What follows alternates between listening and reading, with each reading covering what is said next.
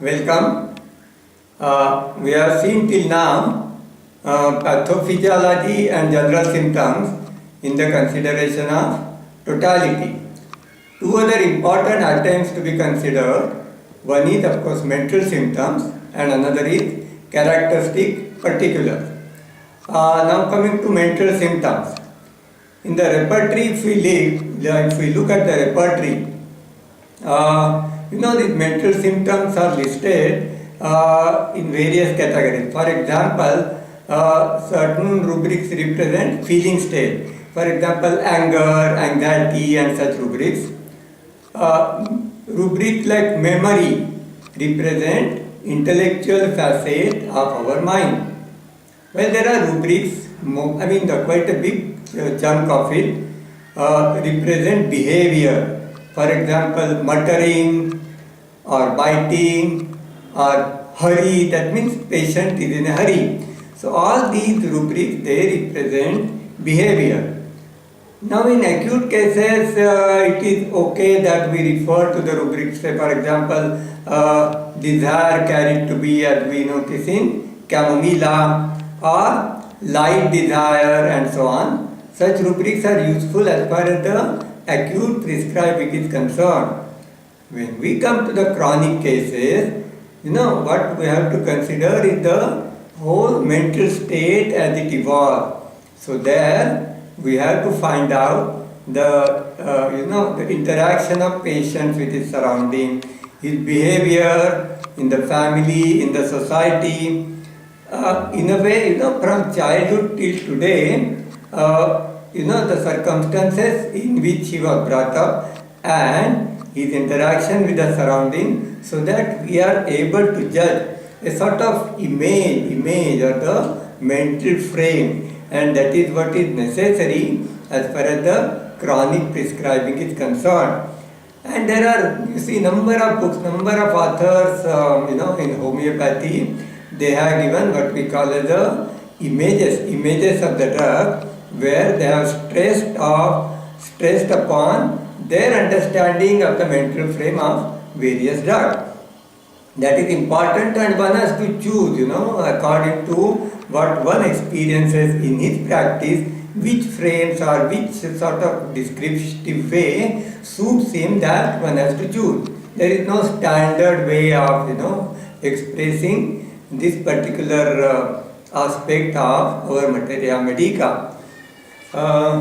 Last attempt in the consideration of totality is characteristic particulars. Now, any case is full of particulars. Like, I have pain, I have headache, I feel nausea. These are all particulars which doesn't provide any individualistic, approach or rather element of the case which is important in homeopathic prescribing. So what makes characteristic the particular symptom and characteristics? There are various attempts to be considered. For example, a symptom may have unexpected occurrence. For example, the patient may say, I have dry throat but I do not have any thirst. So thirstlessness with dryness of the throat. Now that becomes, the two together is little unexpected, so that becomes characteristic. Only thirstless, there is no characteristic. Thirstlessness with dryness of the throat is really a characteristic particular. Similarly, suppose if the patient has rheumatic problem and he says he is much better in the rainy season. Now that is rather unusual because we do not expect that, so that becomes characteristic. Similarly, intensity of the symptom itself will place them in the under characteristic. For example, burning, stitching, pain. They are common. It's not something very very characteristic. But intense burning, or patient feels the stitching pain is so severe. So the severity or the intensity of the symptom itself will put the symptom in the category of characteristic particular. Similarly, if the symptom is there which is opposite to the general state of the patient of that particular remedy. I will give you the example. For example, lycopodium in general is aggravated by heat, that we know. But his stomach symptom as well as his rheumatic complaints are better by warmth. Now this is opposite to his general state or the general reactivity of the patient, and that is why even though this is a particular symptom, it becomes characteristic particular. Another attempt to be considered is negative symptom, what we call as a negative symptom. What is negative symptom? For example, in phosphorus, we generally expect that phosphorus is sensitive to any change of weather. So if the patient doesn't have that, he is able to bear any change, any weather. Now, in phosphorus, we expect that he gets little bit of disturbance with the change of weather. So if that is absent, that itself becomes characteristic. So the absence of symptom, what we call as a negative symptom, that itself becomes characteristic particular. Location.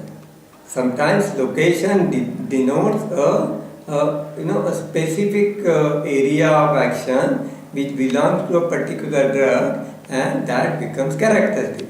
For example, what is there in Hekla lava, remedy Hekla lava? It has got more accentuated action on gum. So in gum abscess, Hekla lava, by and large, is the remedy which will more or less definitely act.